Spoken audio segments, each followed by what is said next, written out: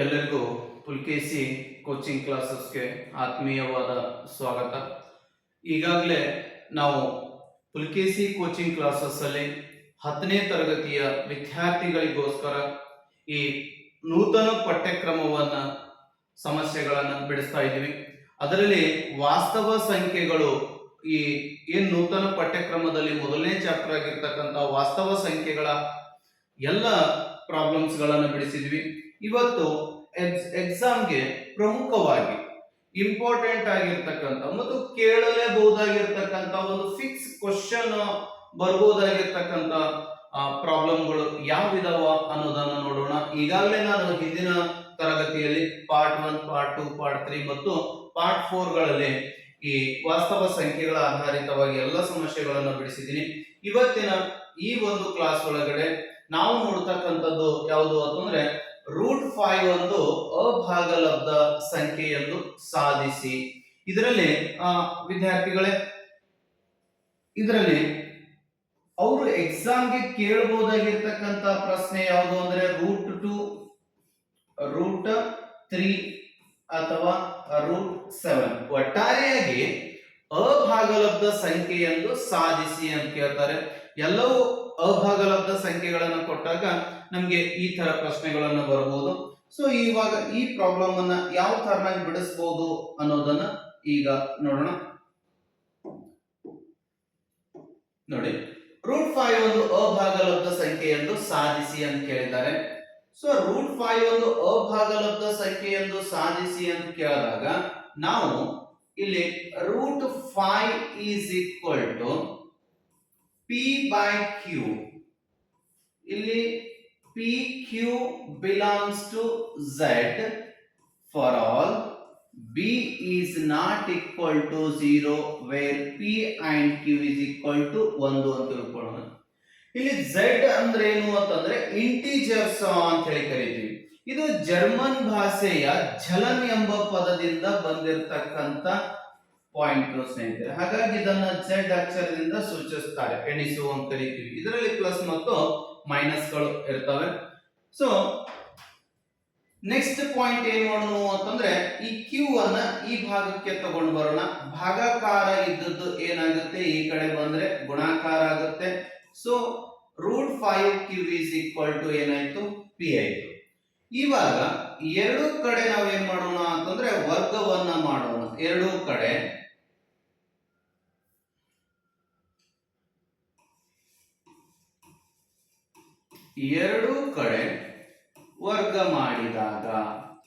ವರ್ಗ ಮಾಡಿದಾಗ squaring both side ಅಂತ ಹೇಳಿ ಕರಿತೀವಿ ಸ್ನೇಹಿತರೆ.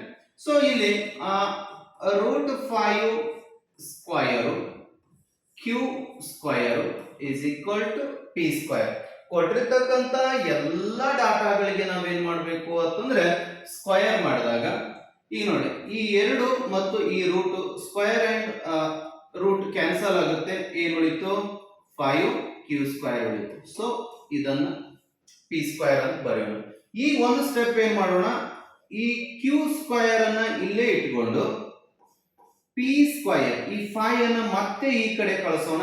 ಇದೇನಾಗುತ್ತೆ, ಗುಣಾಕಾರ ಇದ್ದದ್ದು ಈ ಕಡೆ ಬಂದ್ರೆ ಭಾಗಾಕಾರ ಆಗುತ್ತೆ. ನಮಗೆ ಬೇಕಾಗಿರ್ತಕ್ಕಂಥದ್ದು ಇದು ಭಾಗಿಸಿ ನೋಡಿದಾಗ ಭಾಗ ಹೋಗ್ತದೋ ಇಲ್ಲೋ ನೋಡಬಹುದು. ಸಹಜವಾಗಿ ಏನಾಗುತ್ತೆ, p ಸ್ಕ್ವೈರ್ 5ರಿಂದ ಭಾಗವಾಗುತ್ತದೆ. p ಸ್ಕ್ವೈರ್ 5ರಿಂದ ಭಾಗವಾಗುತ್ತದೆ. ಆದರೆ ಯಾವುದು ಭಾಗ ಆಗಲ್ಲ ಅಂದ್ರೆ √5 ಭಾಗ ಆಗುವುದಿಲ್ಲ. ಸೊ ಆದರೆ √5 ಭಾಗವಾಗುವುದಿಲ್ಲ. ಅದೇ ತರನಾಗಿ ಈ ಕ್ಯೂ ಭಾಗ ಹೋಗ್ತದೋ ಇಲ್ಲೋ ನೋಡೋಣ. ಸೊ ಕ್ಯೂ ಭಾಗ ಹೋಗ್ತದೋ ಇಲ್ಲೋ ಅಂತ ನೋಡ್ಬೇಕು ಅಂತಂದ್ರೆ ನಾವೇನ್ ಮಾಡ್ಬೇಕು ಅಂತಂದ್ರೆ ಒಂದು ನಂಬರ್ ಅನ್ನ ಇದಕ್ಕೆ ಹೆಸರು ಕೊಡೋಣ. ಒಂದು ನಂಬರ್ ಅನ್ನ ಕೊಡೋಣ. ಸೊ ಯಾವ ನಂಬರ್ ಕೊಡಬಹುದು, ಈಗ ಫಾರ್ ಎಕ್ಸಾಂಪಲ್ pn 5m ಆಗಿರಲಿ. p ಬೆಲೆ 5m ಆಗಿರಲಿ.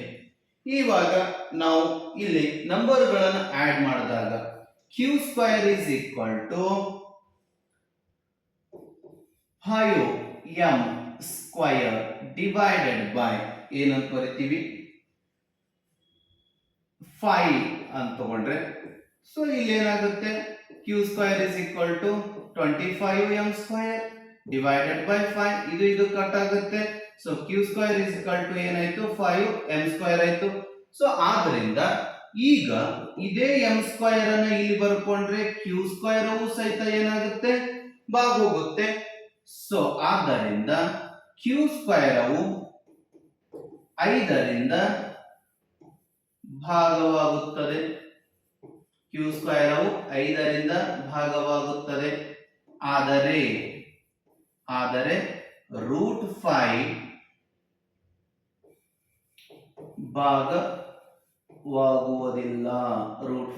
ಭಾಗವಾಗುವುದಿಲ್ಲ. ಆದ್ದರಿಂದ ರೂಟ್ 5 ಒಂದು ಅಭಾಗಲಬ್ಧ ಸಂಖ್ಯೆಯಾಗಿದೆ.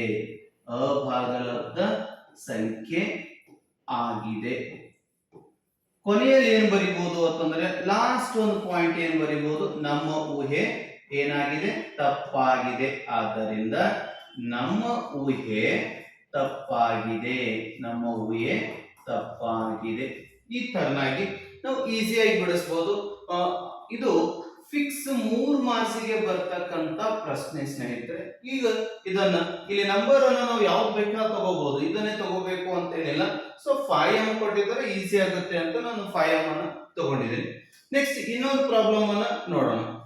ಯಾವುದು ರೂಟ್ 2 ಒಂದು ಅಭಾಗಲಬ್ಧ ಸಂಖ್ಯೆ ಎಂದು ಸಾಧಿಸಿ.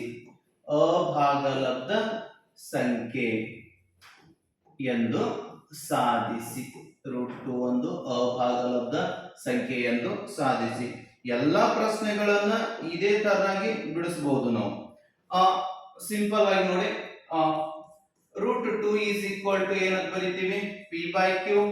pq belongs to z for all q is not equal to 0 where p and q is equal to 1 ಅಂತ ಬರಿಬಹುದು. ಸೊ ಇದನ್ನ 2q ಈ ಕಡೆ ಬಂದ್ರೆ ಏನಾಗುತ್ತೆ ನೋಡಿ, ಗುಣಾಕಾರ ಆಗುತ್ತೆ. ಸೊ ಇದು ಗುಣಾಕಾರ ಆದ ನಂತರ ನಾವೇನ್ ಮಾಡ್ತೀವಿ, ಎರಡು ಕಡೆ ಸ್ಕ್ವೈರಿಂಗ್ ಬೋತ್ ಸೈಡ್,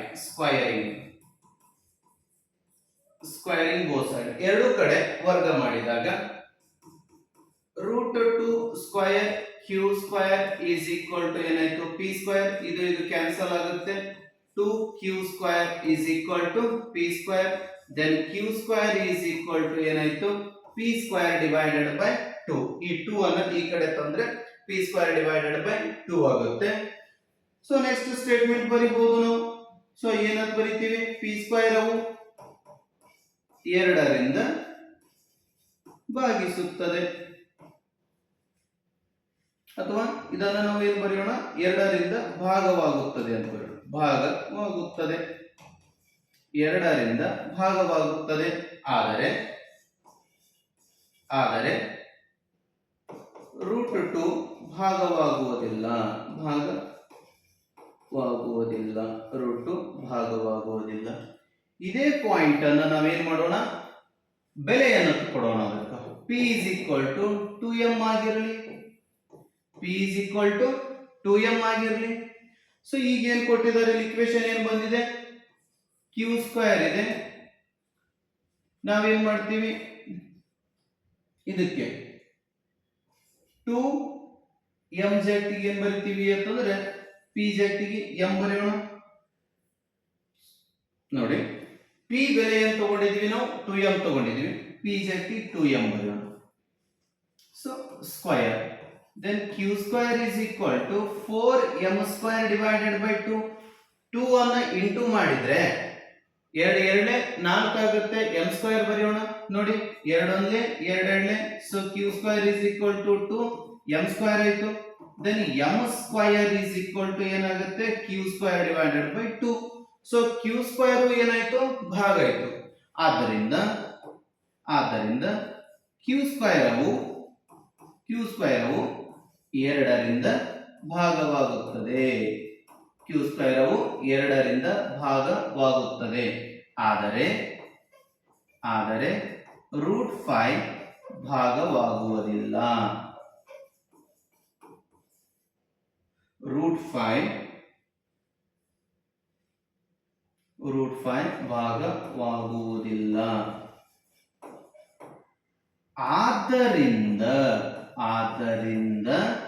√5 ಒಂದು ಅಭಾಗಲಬ್ಧ ಸಂಖ್ಯೆ ಆಗಿದೆ.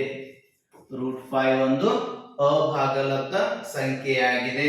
ಕೊನೆಯ ಪಾಯಿಂಟ್ ಏನು ಬರೆಯೋಣ? ನಮ್ಮ ಊಹೆ ತಪ್ಪಾಗಿದೆ. ಈ ತರನಾಗಿ ಸ್ನೇಹಿತರೆ ನಾವು ಏನಾದರೂ ಪ್ರಶ್ನೆಗಳನ್ನ ಬಿಡಿಸ್ತಾ ಹೋದ್ರೆ ಈಸಿಯಾಗಿ ನಾವು ಏನ್ ಮಾಡಬಹುದು ಅಂತಂದ್ರೆ ಮಾರ್ಕ್ಗಳನ್ನ ಗಳಿಸಬಹುದು, ಅಂಕಗಳನ್ನ ಗಳಿಸಬಹುದು ಅಂತ ಹೇಳ್ತಾ ಇವತ್ತಿನ ಈ ಕ್ಲಾಸಿನ ಜೊತೆಗೆ ತಾವು ಈ √7 ಆಗಿರ್ಬೋದು, √3 ಆಗಿರ್ಬೋದು, ಇದನ್ನ ನೀವು ಬಿಡಿಸಿದ್ದೆ ಆದ್ರೆ 2√5 ಆಗಿರ್ಬೋದು, 2√3 ಆಗಿರ್ಬೋದು, ಇಂಥ ಪ್ರಶ್ನೆಗಳನ್ನ ನೀವು ಬಿಡಿಸಿದ್ದೆ ಆಗಿದ್ದರೆ ಪ್ರಾಕ್ಟೀಸ್ ಮಾಡಿದಲ್ಲಿ ಸಂಪೂರ್ಣ ಅಂಕಗಳನ್ನು ನಾವು ಗಳಿಸಬಹುದು ಅಂತ ಹೇಳ್ತಾ ಈ ಕ್ಲಾಸ್ ಅನ್ನು ಮುಗಿಸ್ತಾ ಇದ್ದೀನಿ. ನೆಕ್ಸ್ಟ್ ವಿಡಿಯೋ ಕ್ಲಾಸ್ ಅಲ್ಲಿ ನಂದು 2ನೇ ಚಾಪ್ಟರ್ ಭೂಪದೋಕ್ತಿಗಳು ಬರುತ್ತೆ. ಅದು ವಿಡಿಯೋನ ನೋಡಿ. ಇಲ್ಲಿ 5 ಪಾರ್ಟ್ಗಳನ್ನ ಈ ಒಂದು ವಾಸ್ತವ ಸಂಖ್ಯೆ ಆಧಾರಿತವಾಗಿ ಮಾಡಿದ್ದೀನಿ. ಎಲ್ಲರಿಗೂ ಧನ್ಯವಾದ.